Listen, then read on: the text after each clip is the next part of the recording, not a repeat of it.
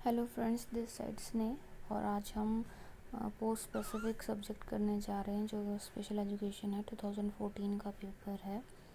तो सबसे पहले हमको, और साथ ही साथ मैं ये बता दूं, आज हम 10 क्वेश्चंस करेंगे with explanation.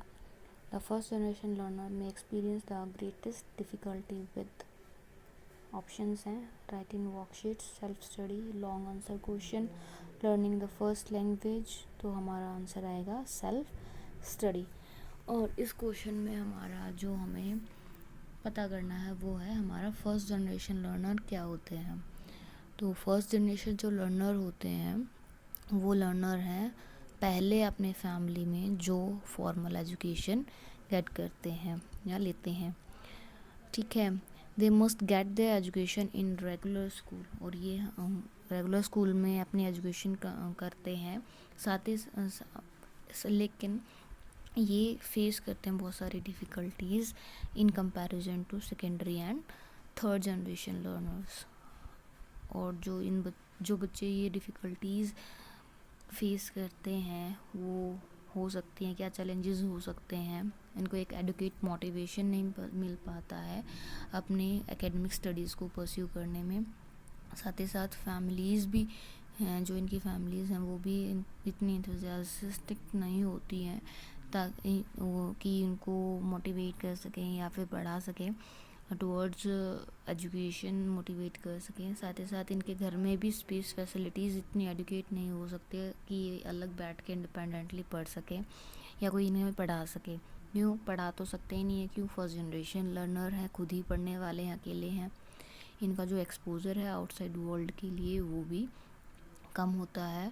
Apart from the lack in enthusiasm, ये इग्नोर करते हैं अपनी हेल्थ को भी, लो सेल्फ कॉन्फिडेंस होता है इनमें, माल न्यूट्रिशन की कमी होती है। जर्नली अगर हम बात करें तो ये कौन से सोसाइटी से भी सोसाइटी नहीं कहेंगे, सोशल इकोनॉमिकल जो डिसएडवांटेजेस कम्युनिटीज़ हैं उनसे मोस्टली उन्हीं से आते हैं। अब बात करते हैं क्वेश्चन 2 की, child labour prohibition act 1986।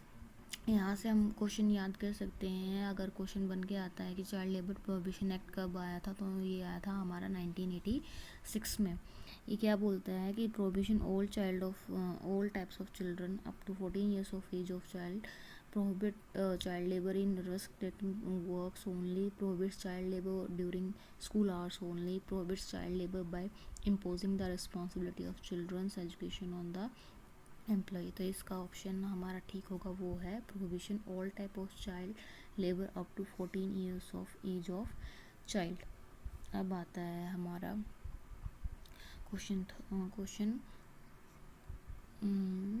203। The creative learner refers to one who is very talented in drawing and painting, highly intelligent, capable of scoring consistently good marks in test, good at lateral thinking and problem solving। तो इसका correct option है हमारा D, good at lateral thinking and problem solving. तो यहाँ creativity जानना चाहेंगे क्या होती है। तो क्रिएटिविटी क्या है, एक थिंक है या समथिंग, सोचने की क्षमता है, अलग सोचने की क्षमता। ठीक है, साथ ही साथ हम ये भी कह सकते हैं कि एबिलिटी है कुछ नया प्रोड्यूस या ओरिजिनल प्रोड्यूस करने की।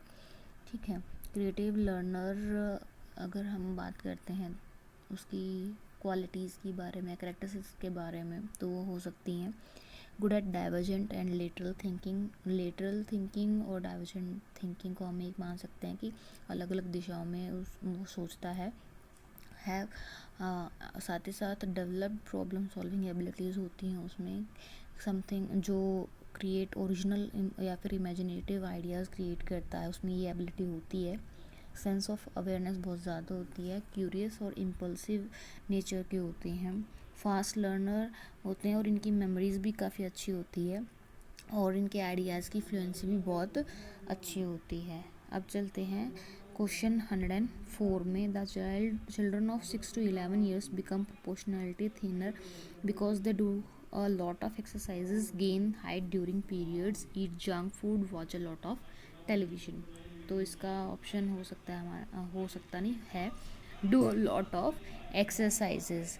अगर हम बात करें स्टेजेस के बारे में तो सबसे पहले हमारी प्रीनेटाल स्टेज आती है कंसेप्शन टू बर्थ, इन्फेंसी होता है हमारा birth to 2 years, early childhood की जो अप्रॉक्सीमेट एज होती है वो हमारी 2 to 5 ईयर्स होती है। फिर आता है लेटरल चाइल्डहुड, वो 6 to 11 years of age, adolescence 12 to 18 years of age, and adulthood होता है 18 ईयर्स एंड अबव। तो वीडियोस बिल्कुल ध्यान से सुनिए, बिकॉज मैं इन सब चीज़ों को एक्सप्लेन करते जा रही हूँ। ज़रूरी नहीं कि ये क्वेश्चन रिपीट होंगे, इन्हीं क्वेश्चन में से निकलते हुए क्वेश्चंस बन सकते हैं मे बी। अब आता है हमारा 5th question. रथेश 19 years old child misbehaves in the class. What should the teacher do? Inform the parents, punish him, or counsel or ignore him? तो best answer is counsel him. फिर आता है question 6। Individual learners differ from each other in principle of growth and development, rate of development, sequence of development, generally capacity for development. तो हमारा best answer is B, rate of development. अगर हम development की बात करें तो development क्या है? Development includes a series of qualitative and progressive change कहलाता है।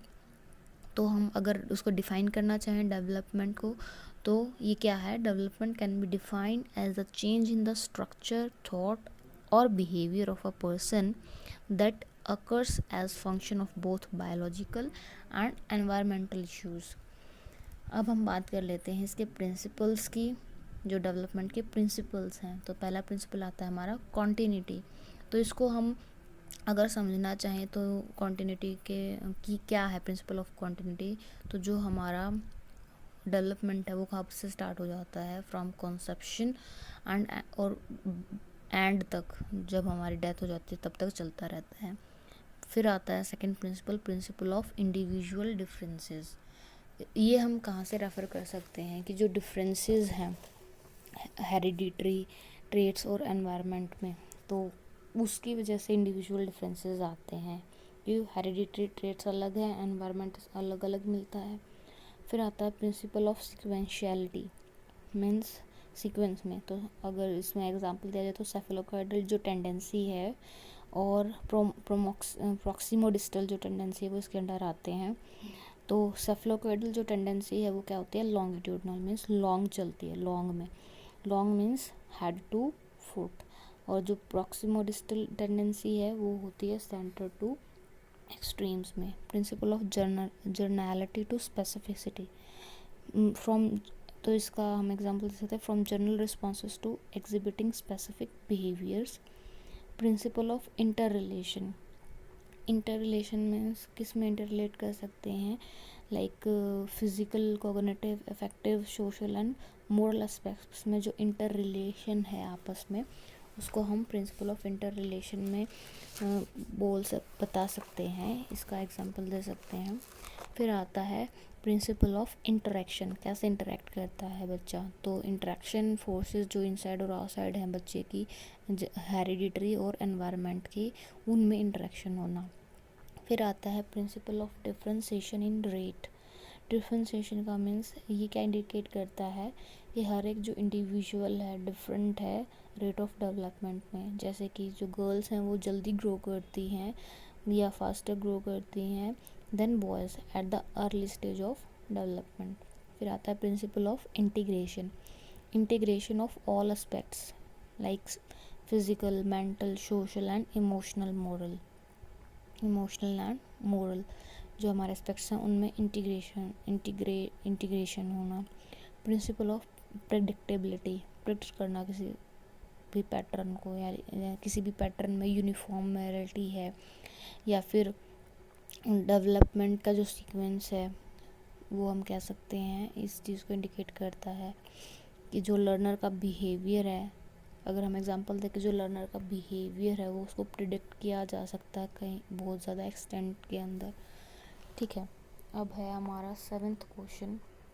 According to the right to education act, admission of children to a particular class has been proposed to be on the basis of ability of the child, age of the child, socio economic status of the child, education of the parent. तो best answer is B, age of the child.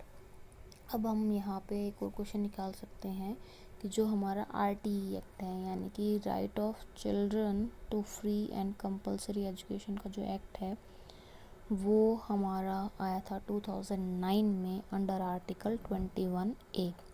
इसमें क्या कहा गया था कि free and compulsory education देनी है बच्चे को जब तक वो अपनी एलिमेंट्री एजुकेशन कंप्लीट ना कर ले।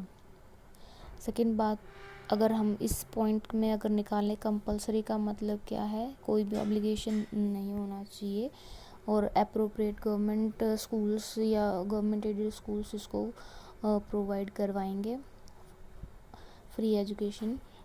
फिर आता है इसमें फ्री का मीन्स क्या है। फ्री मीन्स किसी भी बच्चे को कोई भी लायबल पे या फिर कोई भी चार्जेस नहीं देने हैं to complete their study up to secondary stage. Admitted to an age appropriate class, इसमें RT में क्या कहा है कि उन बच्चों को उसी क्लास में एडमिशन देना है अकॉर्डिंग टू देयर एज के अकॉर्डिंग। ठीक है। जो ड्यूटीज़ एंड रिस्पॉन्सिबिलिटीज़ हैं, अप्रोप्रिएट जो ड्यूटीज़ एंड रिस्पॉन्सिबिलिटीज़ हैं किसकी, गवर्नमेंट की या फिर लोकल अथॉरिटीज़ की या पेरेंट्स की, कि वो उनको free and compulsory education provide कराएं। इसमें एक और पॉइंट है स्पेसिफिक प्यूपिल टीचर रेशो, यानी कि बच्चों का और टीचर का जो रेशो होना चाहिए क्लास 1 to 5 30:1, मतलब 30 बच्चों पे एक टीचर, और क्लास 6 to 8 पे 35 बच्चों पे एक टीचर होना चाहिए। इसमें इस RT एक्ट में ये भी लिखा गया है कि ट्रेन टीचर अपॉइंट होने चाहिए और प्रोहिबिशन है फिज़िकल पनिशमेंट और मेंटल हरासमेंट का। बच्चों के ऊपर कोई फिज़िकल या मेंटल हरासमेंट नहीं होना चाहिए। उनका जो करिकुलम है वो बच्चों के ऑलराउंड डेवलपमेंट को देखते हुए और चाइल्ड सेंटर्ड सिस्टम को देखते हुए, चाइल्ड सेंटर्ड जो लर्निंग है उसको देखते हुए करिकुलम डेवलप करना है, ताकि जो भी उनकी वैल्यूज़ हैं कॉन्स्टिट्यूशन में जो वैल्यूज़ दी हैं वो सारी नरिश हो सकें। अब आता है हमारा question number 8। Children coming from the families of first generation learners should be sent to special schools, educated in regular schools, made to repeat the class, grouped together in a class activities। तो हमने पहले भी पढ़ा था कि वो regular school में ही जाते हैं। तो हमारा आंसर क्या हो जाएगा, be educated in regular schools. अब चलते हैं हमारे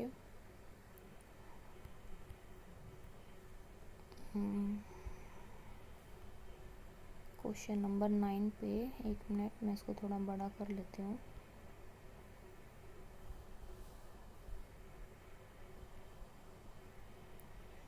ये थोड़ा ब्लर सा है क्योंकि जिस साइट पर से मैंने इसको डाउनलोड किया है वो ऐसा ही था। अब आता है question number 9। Heredity is considered as a social structure. तो आप क्या देंगे, सोचिए, प्राइमरी, सेकेंडरी, डायनामिक या स्टैटिक। तो इसका बेस्ट आंसर है हमारा डी, स्टैटिक। क्यों? जो हेरिडिटरी है, अगर हम हेरिडिटरी की डेफिनेशन की बात करें तो वो है क्या प्रोवाइड कराती है, हेरिडिटी प्रोवाइड्स अ बेस है, पोटेंशियल है for the development of the transmission genes from one generation to another of genetic factors that determine individual characteristics. मतलब जो हमें जीन्स अपने पेरेंट्स से या हमारे एंसेस्टर्स से मिलती हैं, ठीक है, वो एक इंडिविजुअल से दूसरे इंडिविजुअल में जाते हैं, तो उसी चीज़ को अगर हम सिंपल भाषा में कहें तो क्या है, हेरिडिटी है। तो ये एक सोशल स्ट्रक्चर है और पैटर्न सेट ऑफ रूल्स होते हैं इसमें, जो कि सदियों से चलती आ रही है, पीरियड ऑफ टाइम से। ठीक है। इसमें जो फंक्शन ऑफ एजुकेशन है वो है to maintain and renew the social structure from time to time. अगर हम बात करें कि हेरिडिटरी सिंपल भाषा में क्या है, कि जो हम अपने पेरेंट्स से इनहेरिट करते हैं वो क्या है, हेरिडिटरी है। तो इसको हम स्टैटिक क्यों कहेंगे, क्यों? जो हमें जो सर्टेन जीन्स मिलते हैं अपने पेरेंट्स से वो मॉडिफाइड नहीं होते हैं। एक बार जो आ गया, इनहेरिट हमने कर लिया, इसलिए हमने इसको क्या कहा है, स्टैटिक का है, फिक्स। ठीक है। अगर हम बात करें जैसे ह्यूमन कैरेक्टरिस्टिक्स के बारे में, ठीक है, मैंने बहुत सारे एस्पेक्ट्स हैं, अगर जैसे कि हाइट ले लो और कलर ले लो आई का, वो हम डिटरमाइन कर सकते हैं कि easily from their genetics. Hereditary जो अफेक्ट करती है वो लर्नर के जो करेक्टरिस्टिक्स हैं, मेंटल एबिलिटी है, इंटेलिजेंस है, उसको भी अफेक्ट करती है। अब आता है हमारा question number 110। Centrally sponsored scheme of integrated education for disabled children aims at providing educational opportunity to children with disability in regular school, special school, open school, blind relief association school। तो इसने क्या कहा है कि जो I integrated education for disabled children है, मतलब IEDC था, जो उस स्कीम के अंडर जो डिसेबल्ड बच्चे हैं वो कहाँ पे पढ़ेंगे, तो ऑब्वियस है रेगुलर स्कूल्स में। तो अब हम बात कर लेते हैं कि जो ये IEDC था उसको चेंज कर दिया गया है बाद में IEDSS, मतलब inclusive education for disabled at secondary stage. और ये कब लॉन्च हुआ था? 2009 एंड 10 में। और इसने क्या असिस्ट किया है कि इंक्लूसिव एजुकेशन डिसेबल्ड बच्चों, उन डिसेबल्ड बच्चों के लिए होनी चाहिए भी होनी चाहिए जो क्लास 10th to 12th में है। इस स्कीम का जो मेन एम था, कौन सी स्कीम का? IEDSS का, वो ये था कि जितने भी बच्चे हैं डिसेबिलिटी, वो अपने जो 8 साल पढ़ चुके हैं क्लास 8 तक, वो आगे 4 साल भी अपने उसी रेगुलर स्कूल में या फिर इंक्लूसिव एनवायरनमेंट में पढ़ेंगे। स्पेशल एजुकेटर उनको देखेगा, उनकी प्रॉब्लम्स सॉल्व कर सकता है, ठीक है। और साथ ही साथ ये कवर सारे चिल्ड्रन को स्टडी करता है, मतलब जितने भी बच्चे हैं सबको कवर करता है जो सेकेंडरी स्टेज में पढ़ रहे हैं गवर्नमेंट स्कूल में, लोकल बॉडीज़ में या गवर्नमेंट एडेड स्कूल में, जिनको एक या एक से ज़्यादा डिसेबिलिटी है। ये कहाँ पे डिफ़ाइन किया हुआ है? अंडर द एक्ट PWD 1995 और नेशनल ट्रस्ट एक्ट 1999। और ये कौन सी क्लासेस के बच्चे होंगे? क्लास 9th to 12th तक। तो IEDSS का मेन मोटिव जो था कि जो हमारे बच्चे सेकेंडरी स्कूल में अपने कर चुके हैं, वहाँ तक उनको स्पेशल एजुकेटर असिस्ट करता था, तो उसको बाद में भी वो असिस्ट करेंगे या फिर करेंगे, ठीक है। तो मेन मोटिव इसका या फिर मेन एम स्कीम का ये कह सकते हैं कि उनको वहाँ पे भी अपॉर्चुनिटीज़ या उसका बेनिफिट मिलेगा, ठीक है। तो फ्रेंड्स, अब ऐसे ही हम धीरे धीरे 10 क्वेश्चंस को लाते रहेंगे विद एक्सप्लेनेशन। 2014 का, 13 का और 2020 का जो क्वेश्चन पेपर था, हमारे पिछले जो क्वेश्चन पेपर हुए थे स्पेशल एजुकेशन के DSSB में, ठीक है। और पोस्ट स्पेसिफिक मेनली करेंगे, साथ ही साथ कई बीच बीच में हम जो हमारे जनरल अवेयरनेस के पेपर हैं या इंग्लिश हिंदी के हैं वो भी मैं बीच बीच में डालती रहूँगी। तो keep watching my channel. If you like it, share and subscribe my channel. So thank you for today and इस वीडियो को पूरी ध्यान से सुने और देखें। Thank you.